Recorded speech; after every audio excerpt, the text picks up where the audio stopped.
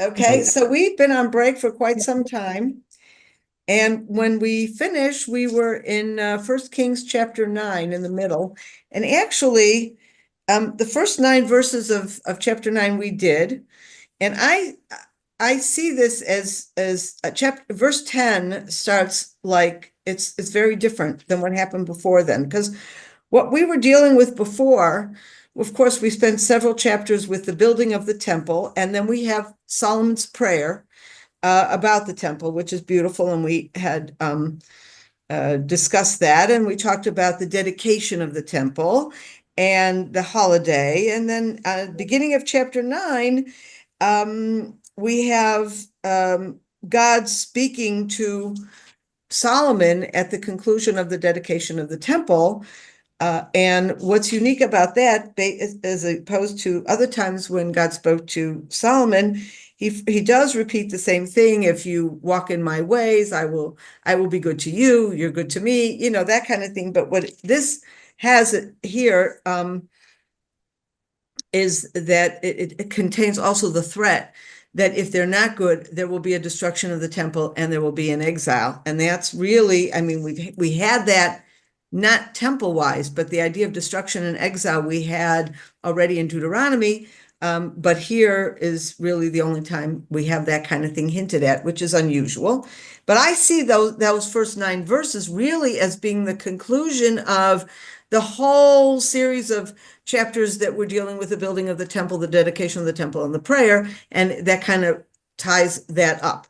Whereas in verse 10, we start a whole different topic, and really it's about it gives us an insight into Solomon's reign and how he continues to solidify his reign. It's a lot of diplomacy and further consolidating his empire, because he really does get to be an empire at this point.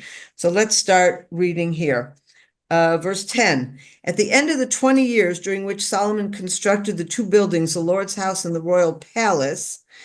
So that just sets us, we're talking about 20 years have already passed, at least 20 years since he began his reign, because we don't know if he started building, these buildings right away, although he started fairly soon afterwards. But we see the fact that it takes that long earlier on. It says here at the end of chapter 6, if you want to look back, it says, in the 4th year, in the month of Ziv, the foundations of the house were laid. This is talking about the house of God, the temple. And the 11th year, in the month of Blul, that is the 8th month, the house was completed. Okay, so that's 7 years to build the temple. And then it says it took him 7 years to build it. And it took this is how the beginning of chapter 7, it took him 7 years to build it, and it took Solomon 13 years to build his palace until his whole palace was completed. So this is the 20 years that we're meeting here in verse 10, the 7 years for building the temple, 13 years for building his own palace. And his own palace may have also included the palace of his wife, the daughter of Pharaoh. So, that was also part of the royal complex. So that's setting the time, what happens. And in verse 11, King Hiram of Tyre had supplied Solomon with all the cedar and cypress, timber, and gold that he required. King Solomon, in turn, gave Hiram 20 towns in the region of Galilee. Okay, so what we have previous to this in chapter 5, chapter 5, verse 16, we have Solomon sending a message to Hiram. You know that my father David could not build a house for the name of the Lord his God because of the enemies, blah, blah, blah. He's clearly talking to Hiram, who was an old ally of his father. And then we're going to see on verse 19, and so I propose to build a house for the name of the Lord my God, as the Lord promised my father David. And then in verse 20, please then give orders for cedars to be cut for me in the Lebanon.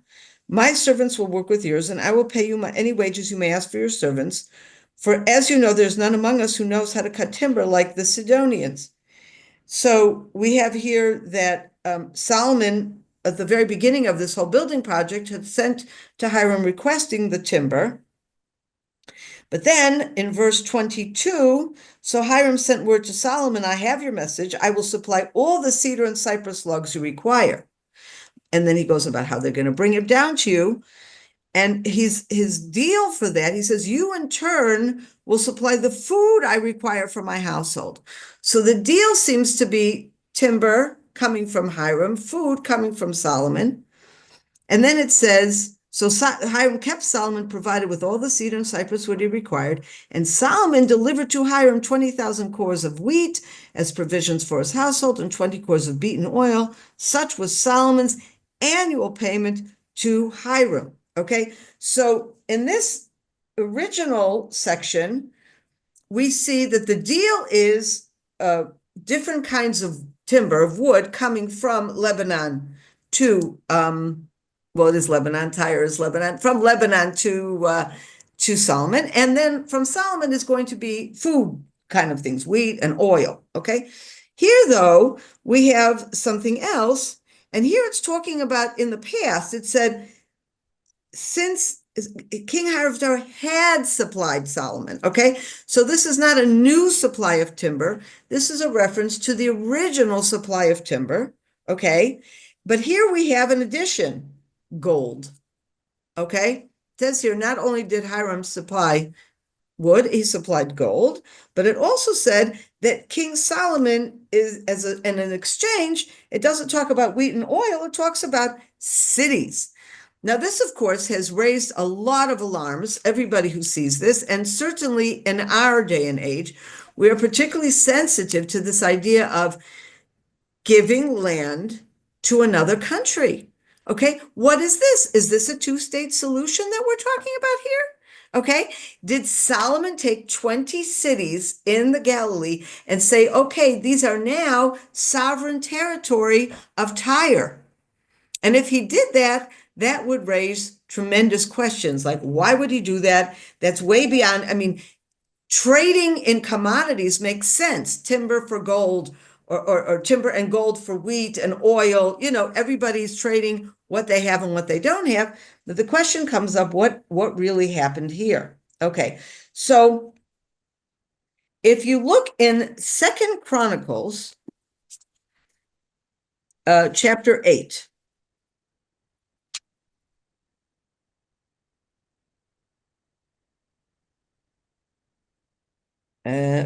chapter 8, verse 2. This is a chapter that's set at the exact same time, parallel to our chapter, as it starts at the end of 20 years, during which Solomon constructed the house of the Lord and his palace. Okay, then look at verse 2. Solomon also rebuilt the cities that Hiram had given to him and settled Israelites in them. So here we have a reverse situation, that it is Hiram who gave cities to Solomon.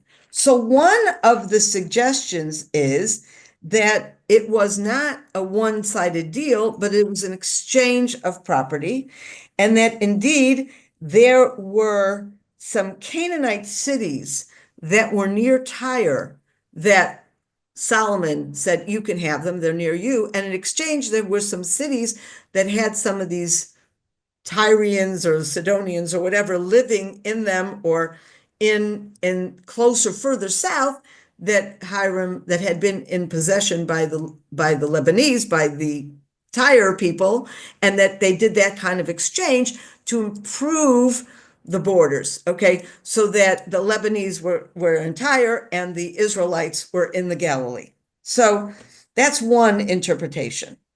Another interpretation we'll get to in a minute from, let's read the next verse, verse 12. But when Hiram came from Tyre to inspect the towns that Solomon had given him, he was not pleased with them.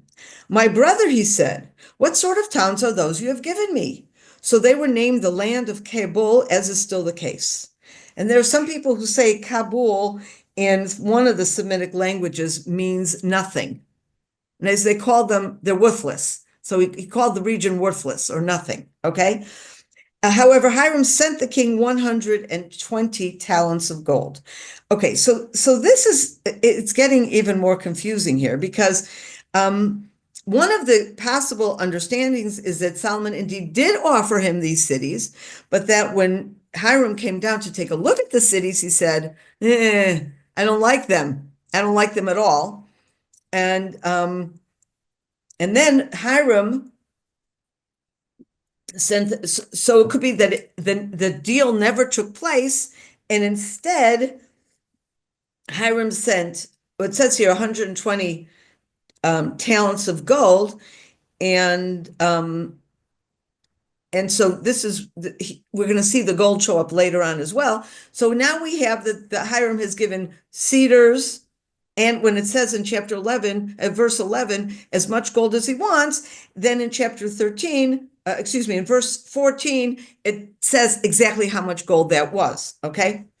But we still don't know. If we say that the deal of the cities never went through, we don't know what it is that Solomon gave in order to receive the wood and the gold, okay? Although it could be that it remains what we read in chapter 5, that he made an annual payment, not just a one-time payment, annual payment of wheat and oil.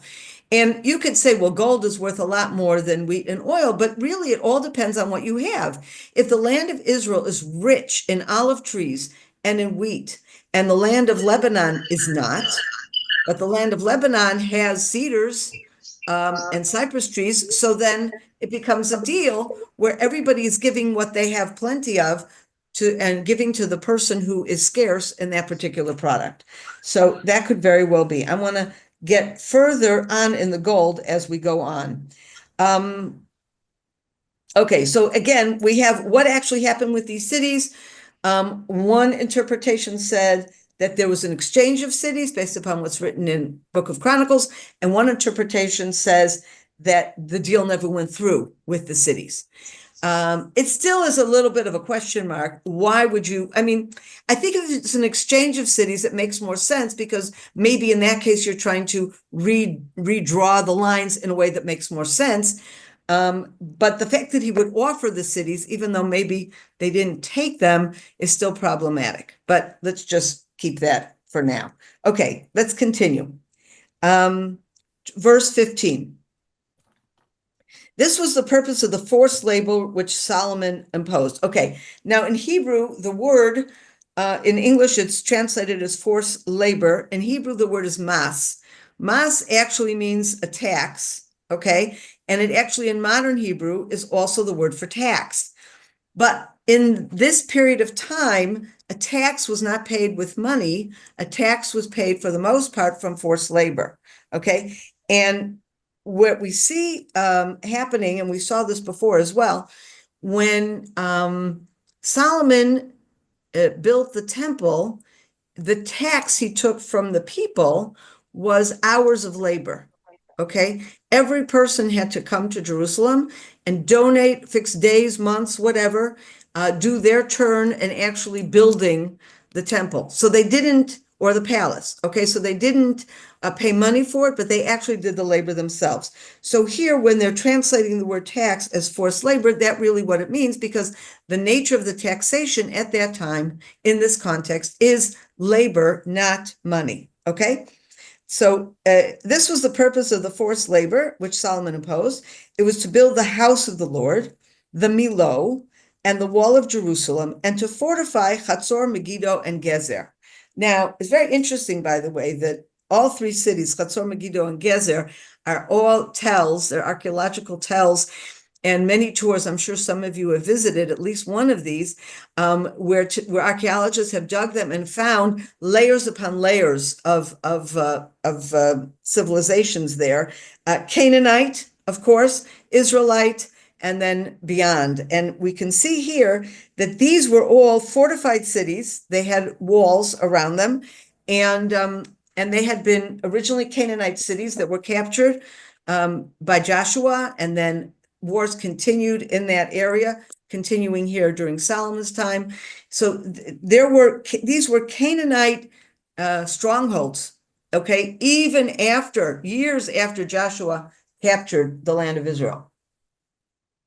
They had defeated them, but they remained Canaanite strongholds. So we find here, he needed this tax to do a number of major building projects. We already know that he built his own palace and the temple. Those are the first two things. What is the Milo? Now, there's something called the Milo that is also mentioned that David built.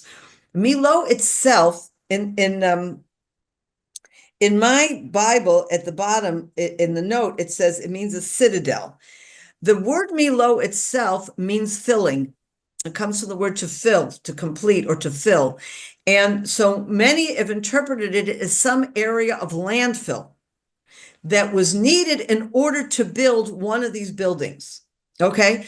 In order to flatten the land or make access easier, they had to fill in an area, and that was called the Milo.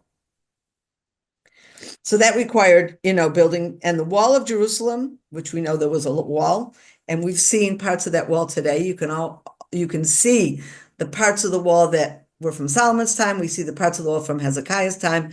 And then, of course, you could see the parts of the wall from the Second Temple. It's very fascinating to go to the city of David today in Jerusalem and see these things. Okay, and then we have verse 16. Pharaoh, king of Egypt, had come up and captured Gezer. He destroyed it by fire, killed the Canaanites who dwelt in the town, and gave it as a dowry to his daughter, Solomon's wife. So this is like a parenthetical statement.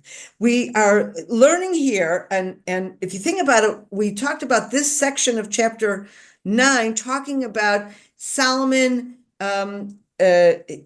diplomacy, and most of that is between him and Hiram. And although here we also have Pharaoh, diplomacy, and building his empire. And we're seeing all of that here. We see how he built it, that he built these various homes in cooperation with Hiram, king of Tyre. And now we're seeing that Pharaoh also had a role in this. Now remember, Solomon early on in his reign marries the daughter of Pharaoh, and it's very clear that that is a diplomatic marriage, that it's important for Solomon that he has this kind of a relationship with Pharaoh. And here we learn for the first time one of the benefits he gets from Pharaoh.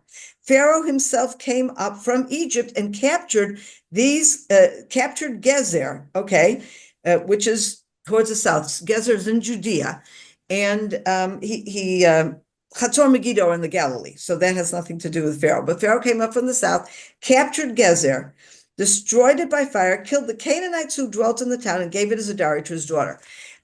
So, when there's a diplomatic marriage and there's a deal going on, what does Solomon get out of this other than a wife? Well, Pharaoh helped him by destroying this town, Gezer, and defeating the Canaanites there. Now, people have said, what does this mean? He gave it as a dowry to his daughter. What does the city do? What's she going to do with the city? And or what's he going to do with the city? I mean, he captured the city. Once he captured the city, it's his. How can that be like? Usually a dowry is something financial. It's some kind of an income. So one of the theories is that the city of Gezer becomes another source of taxation. And what did we say taxation was? Forced labor. And we're going to see that held up. If we continue reading, we're going to see, now let's continue and all start putting it together. So Solomon fortified Gezer, lower Beth Horon, Baalit, and Tamar in the wilderness in the land of Judah. Tamar, I believe, Lagnos, you were in Tamar. And that's in, where that is. That's in the Arava. It's the same area. All these places are down south. In the land of Judah, and all of Solomon's garrison towns, chariot towns, and cavalry towns, everything that Solomon set his heart on building in Jerusalem and in the Lebanon and throughout the territory that he ruled. Okay, so we're talking here about major building projects, and the fact that Solomon was able to build and fortify Gezer was thanks to the fact that Pharaoh defeated the Canaanites for him and captured the city for him. Okay. But then it goes on. All the people that were left of the Amorites, Hittites, Perizzites, Hivites, and Jebusites, all of these are Canaanite nations, okay? Those of their who are not of the Israelite stock, those of their descendants who remained in the land and whom the Israelites were not able to annihilate, of these Solomon made a slave force, as is still the case, okay? So here we have an explanation of this, what the dowry to the daughter of Pharaoh, or to Solomon, and that came with the daughter of Pharaoh. And here the theory is the remaining Canaanites in Gezer happened to them what we have here in verse 21. They became the labor force.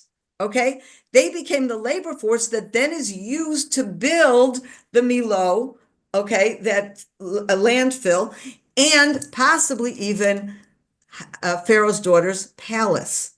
Okay, and we know that there is a connection between the Milo, may be connected. It may be this landfill was required in order to build Pharaoh's daughter's palace. So basically, what we're saying here is Papa Pharaoh conquered Gezer, handed the city, they burnt everything, it was whatever. The people that survived that attack now become slave labor to Solomon, and this becomes the financial benefit because those people then build the palaces, or particularly the palace of the daughter of Pharaoh. Again, this is just one interpretation, but it's one that I think makes a lot of sense in all of this context. Okay. Verse 22, but he did not reduce any Israelites to slavery. They served rather as warriors and as his attendants, officials, and officers, and as commanders of his chariots and cavalry. So he's basically saying the people who were doing this forced labor, they were not, and in verse 21, the Hebrew is mas oved, which is that same taxation, labor force taxation. Okay, that's the word used in verse 21. It's not, it's translated as slave force, but the Hebrew is not slave force. It's more like this taxation. But what this verse is saying is that he did not take the Israelites in this forced labor. Rather, he took just these Canaanites for that, and the Israelites he used for, let's say, higher jobs, whether it be military or military or supervisory or administrative. Okay. These were the prefects that were in charge of Solomon's works and were foremen over the people engaged in the work, who numbered 550.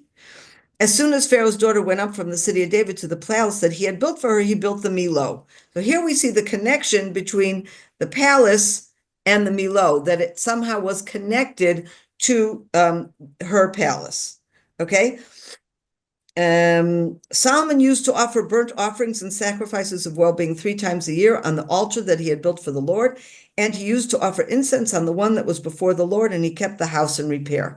So this kind of goes back to the previous discussion of the temple, and he's talking about how he himself offered burnt offerings 3 times a year, assuming this was on the pilgrimage festivals, and that he would, and he kept the house in repair. So it's not just that he built the house, he kept the house in repair. And it's very possible that all the talk in this chapter about taxation, workforce, was not just to build and fortify these various cities and Jerusalem and the temple, but also to keep the temple in repair. That would have required an ongoing allocation of a workforce. So the workforce was not just a one-time thing, and at the end of 20 years, everybody goes home and they're done, but that you still need this to continue to keep the house in repair. Okay? Now, before I go to the last chapter, I want to just raise this issue in 20, going back to 23. Now to verse.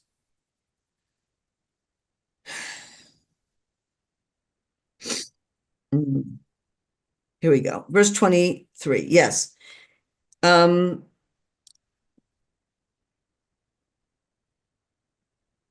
Okay, so in Hebrew, the way the English writes it is that they were foremen over the people engaged in the work. Okay. And it's referring to he talks about these 550 people, okay, that are the officers, commanders, foremen, etc. And these, the assumption is this is from the Israelites that are the foremen, okay? over the 550 people, okay? But the word in Hebrew, it says in English just over, but the word in Hebrew is rodim. And rodim is not just over, rodim is oppressive, okay? So there is this situation here where on the one hand, it said in verse 22 that the Israelites were not enslaved at all.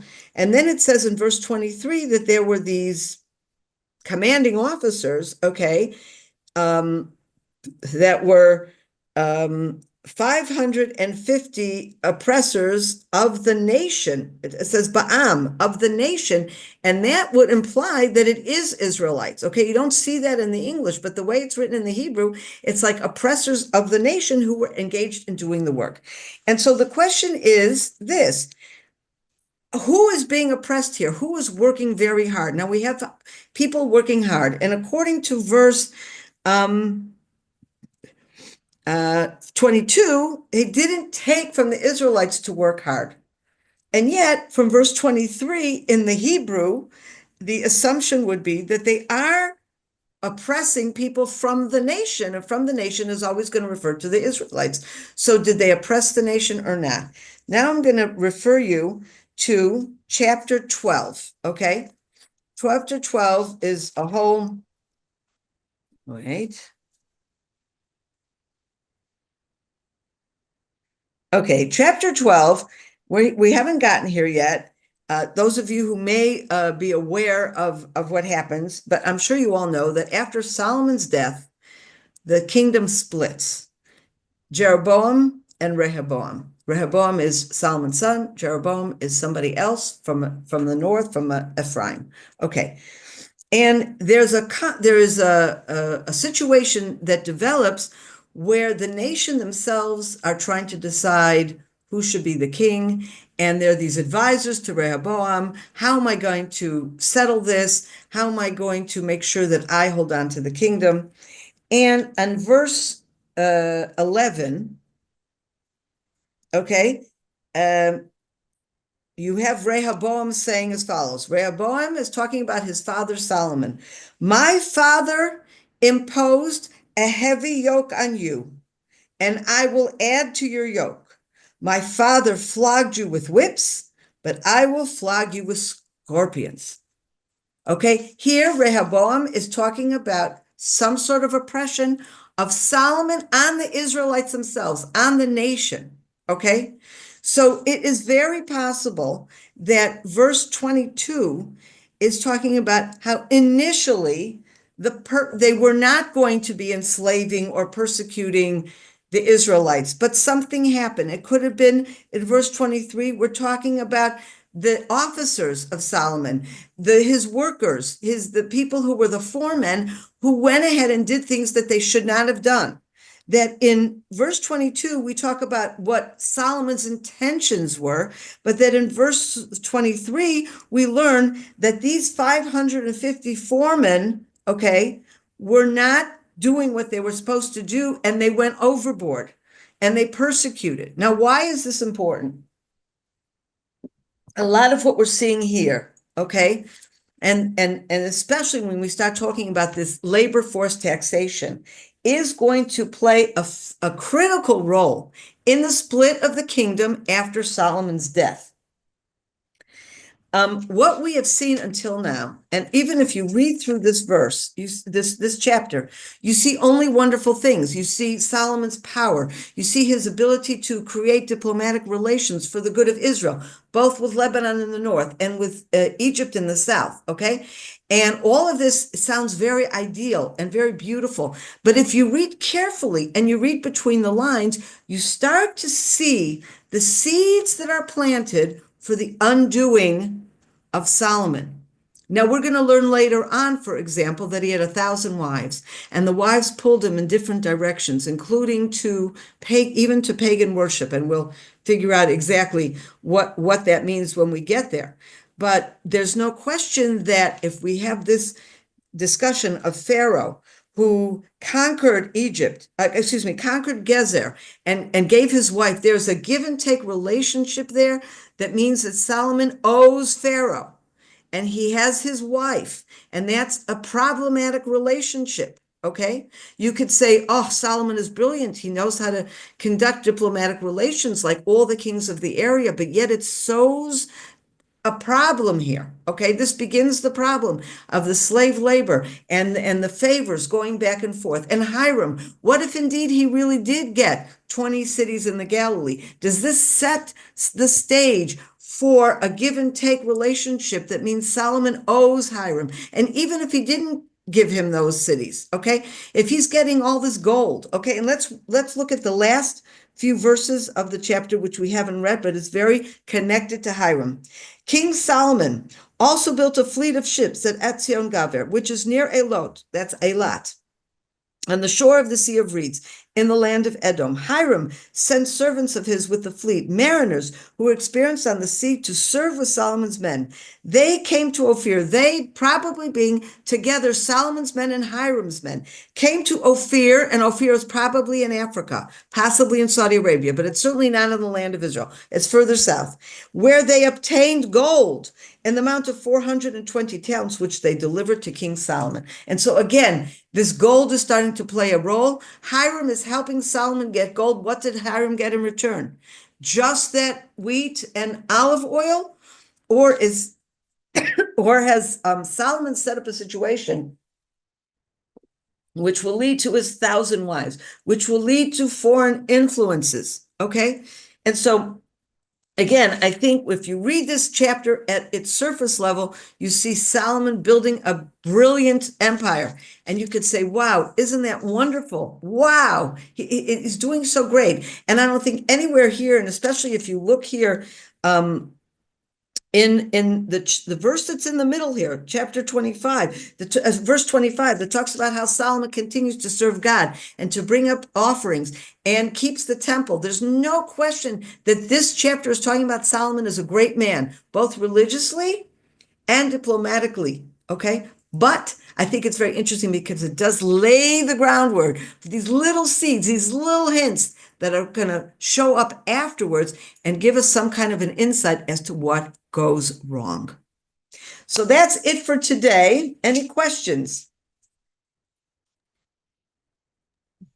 Just a comment, Sondra, in the verse about Tamar, which is biblical Tamar Park, they have actually, even the atheist archaeologists agree that the fortress there was built by Solomon. They confirmed it within the last couple of years. So that's fabulous. I didn't know that, but I knew that this is the same Tamar. I know you did that. That was so exciting. Yes, very exciting. Very exciting. Anyone else have a comment or a question? Just back to your 23, verse 23, to try and understand what you've said. Yeah.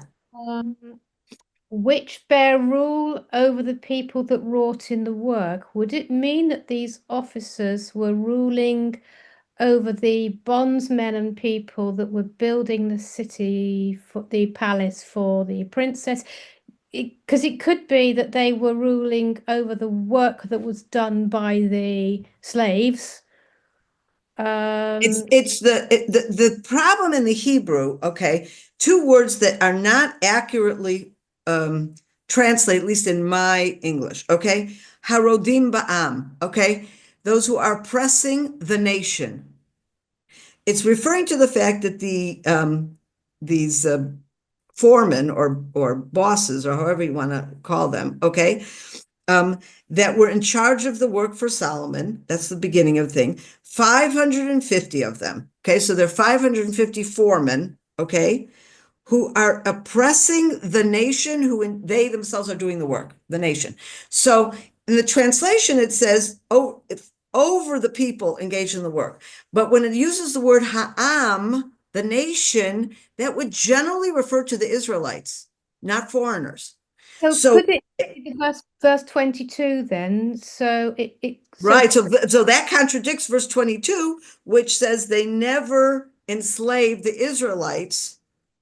But the Israelites acted as men of war, soldiers, and attendants, officials, officers, commanders of his chariotry and cavalry. Okay. So they had like higher positions. They would not have been engaged in menial labor. And yet, verse 23 seems to indicate that there's these 550 foremen who are oppressing the nation. Now, why do I think that it's the Israelites? Because I go back to the verse with Yeah, Jeroboam.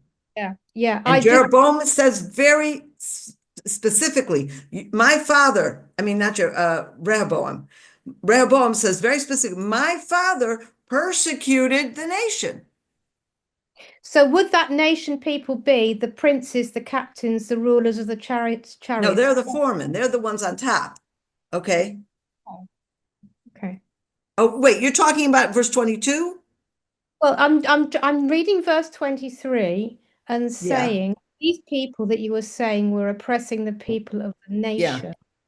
The group of people they were oppressing, were they actually over and above the men of war, the servants, the princes, the captains, and the rulers? Separate. I think it's separate because, in other words, in verse 22, we're talking about military, okay? And we're talking about people at court or administrators of the empire, okay? In verse 23, we're talking about laborers. General.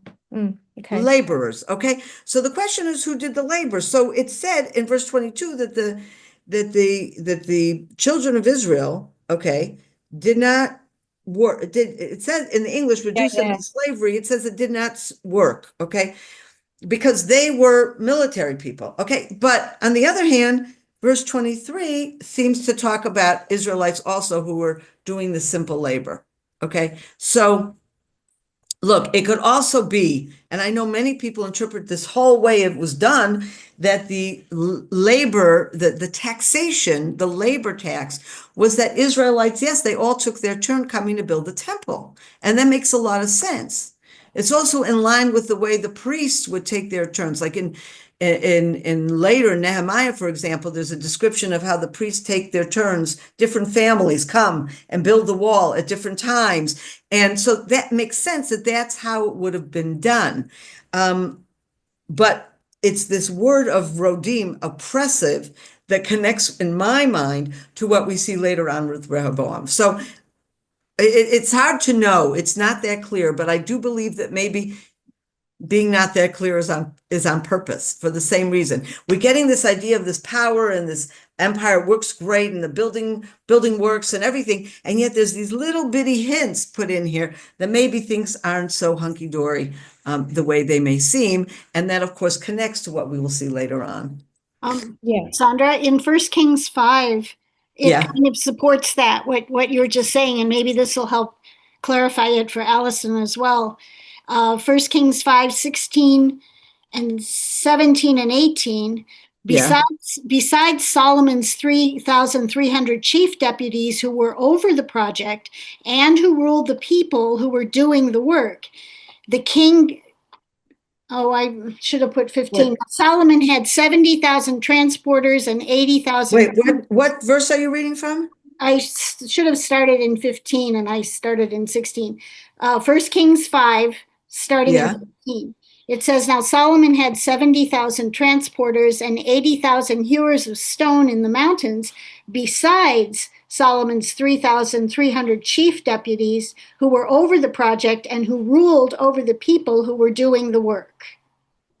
Okay. But I don't see that in verse 5. Is that, I mean, chapter 15. 5. Chapter 5, verse 15? Verse 15, yeah.